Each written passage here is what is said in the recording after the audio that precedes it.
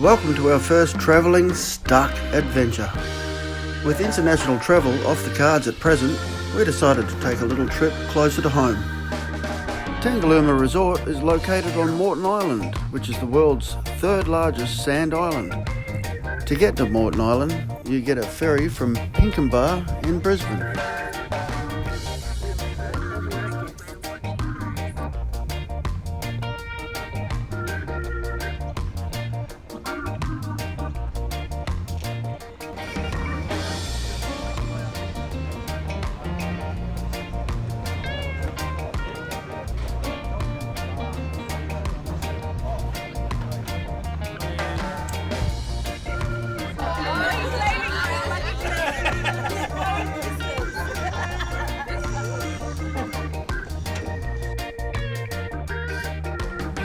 The ferry takes you down the Brisbane River and across Moreton Bay.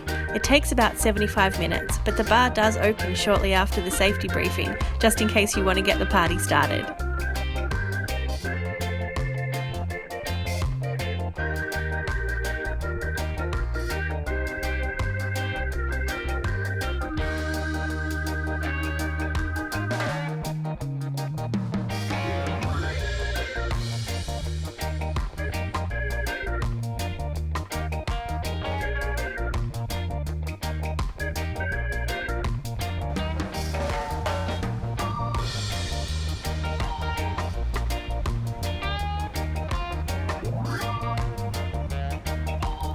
The ferry arrives well before check-in time, so you have a few hours to explore before your room is ready. One thing we noticed fairly quickly is that this probably wasn't going to be the kind of resort experience we were expecting.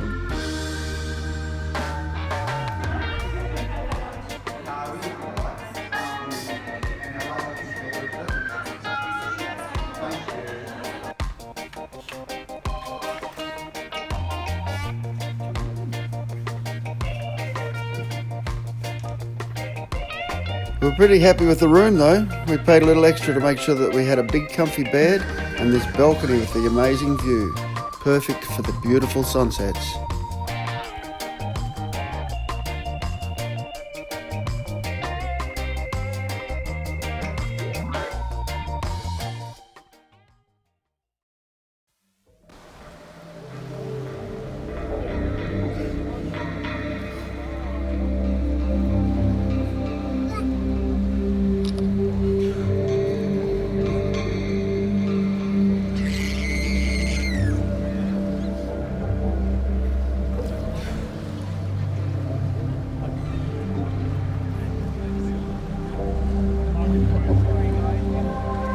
Every evening, just as the sun goes down, Tangalooma Resort is visited by a pod of wild dolphins, all part of the same family group that have been coming since the early 1990s.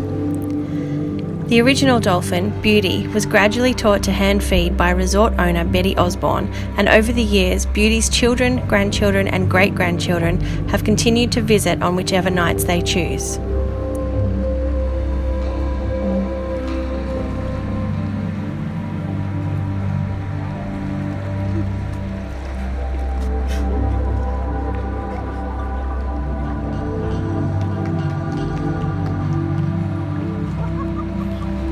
We'll show you more about this later, but for now let's have a look at Tangalooma's nightlife.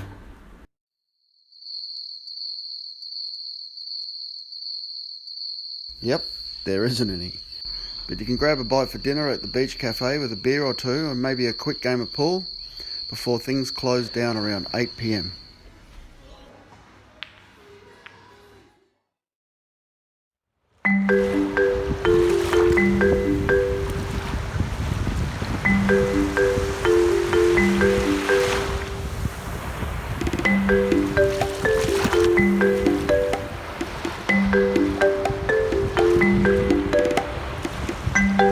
next morning we woke to a beautiful day, perfect for a stroll along the beach and fly our new drone, Morty.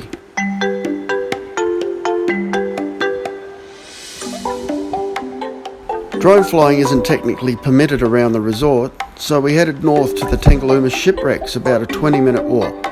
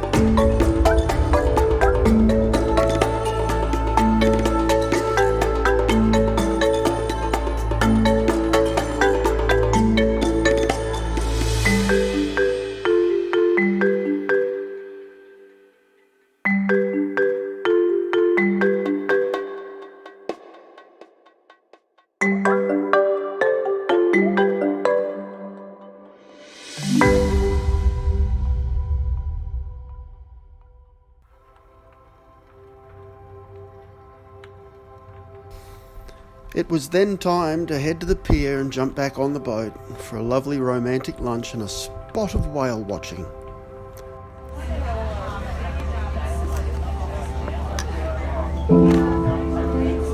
like an unboxing. $20 apple.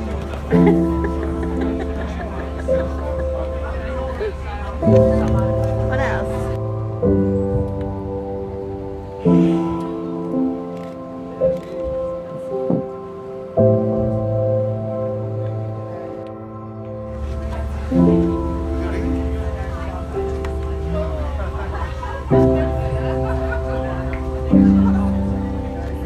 Chicken salad?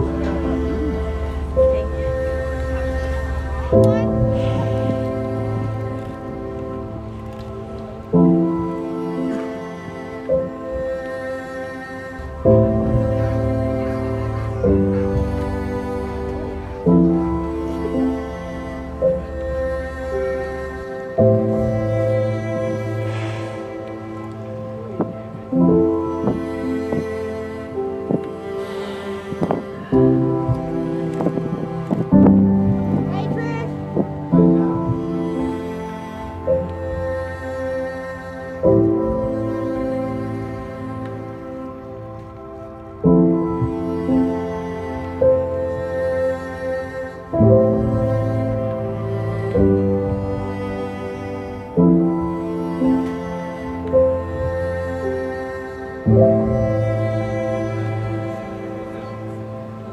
This one's just there.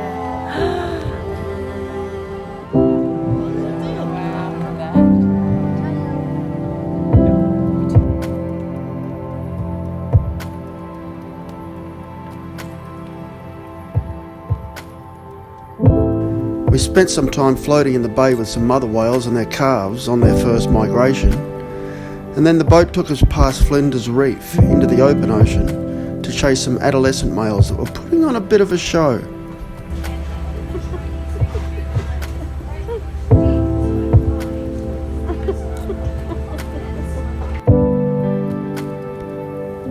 Although the trip did come with its frustrations and it was super hard to catch them on film, it was definitely an afternoon well spent.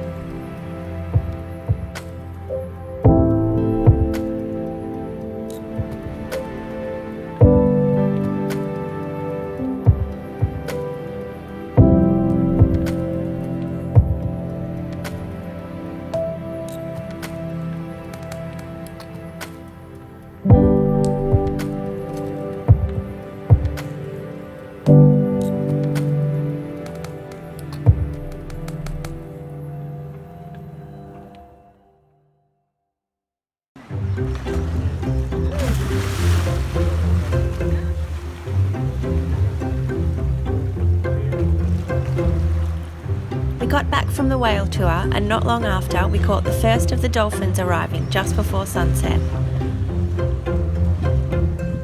On average, 10 to 12 dolphins will come in each night and play in the shallow waters while they wait for the feeding to start.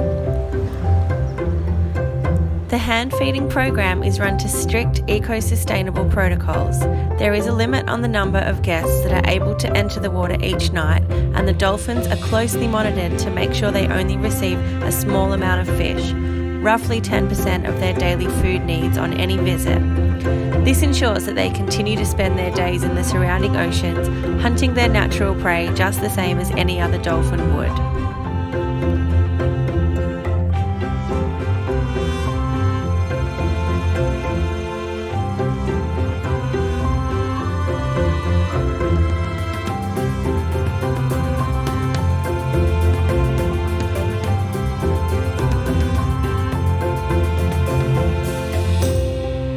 It really was an amazing experience.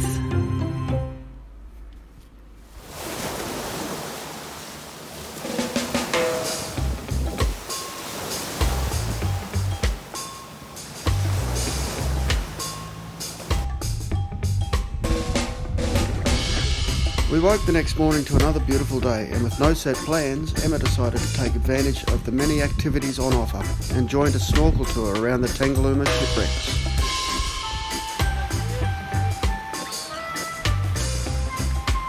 It all looks lovely and sunny here, but it was only the second day of spring and the water was super freezing. Despite that, and the fact that our underwater housing was broken on our action camera, so I couldn't do any underwater filming, I did have a good time. And I saw a turtle. Saw a turtle? Yeah.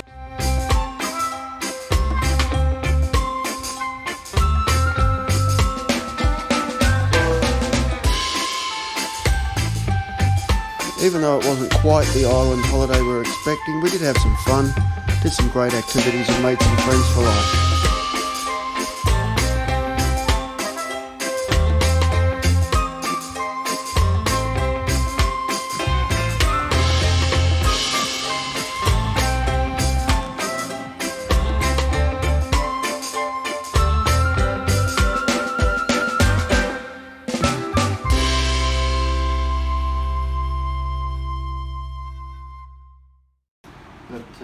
How much money did you spend on beer yesterday? Well, there's two ways you can buy beer here.